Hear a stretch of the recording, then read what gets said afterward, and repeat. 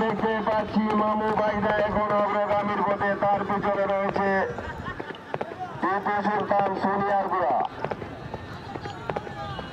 সোনিয়া তুমি খবর লাগাও, টিপু সুলতানকে খবর লাগাও। দেখা